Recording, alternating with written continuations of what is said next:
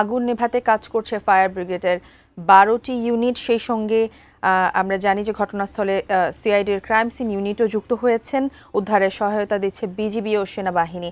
ঘটনাস্থলে এই মুহূর্তে ব্রিফ করছেন ফায়ার ব্রিগেডের সদস্যরা। আমরা সরাসরি সেখানে যুক্ত হয়ে যাচ্ছি। আমার মনে হয় আমাদের মনে হয় যে এটা ওনারা সেন্সলেস হয়ে মৃত্যুবরণ করেছেন। পরবর্তীতে তারা আর এসকেপ করতে পারেন নাই। এখানে এই 16 জন তো এই 16টা মৃতদেহ আমরা পেয়েছি।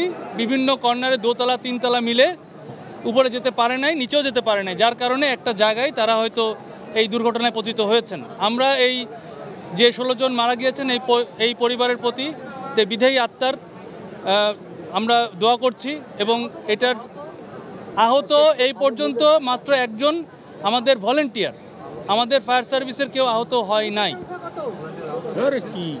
আমাদের এই পর্যন্ত 12টি ইউনিট কার্যক্রম করেছে, এখনও কার্যক্রম করছে।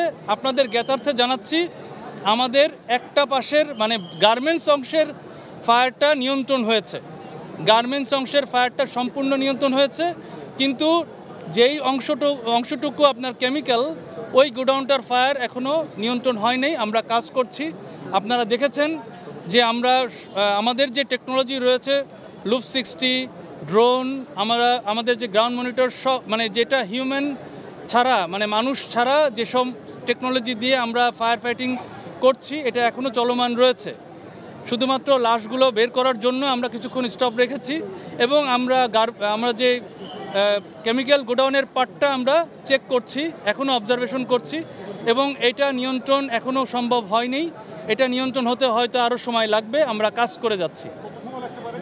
এটা বলা যাচ্ছে না, কারণ এখানকার যে কেমিক্যাল এখনও আননোন। আমরা যতটুকু জানতে পেরেছি, বিভিন্ন আশেপাশের যারা লোকাল যারা রয়েছেন শ্রমিক, ওনাদের কাছে জিজ্ঞাসা করে আমরা বুঝতে পেরেছি যে এখানে 6-7 ধরনের কেমিক্যাল রয়েছে, যেটা ওখানে গোডাউন ছিল। এবং আপনারা এখন হয়তো দেখলে বুঝতে পারবেন এখনও ফ্লেম রয়েছে, যার কারণে ধোঁয়া এখনও উঠছে।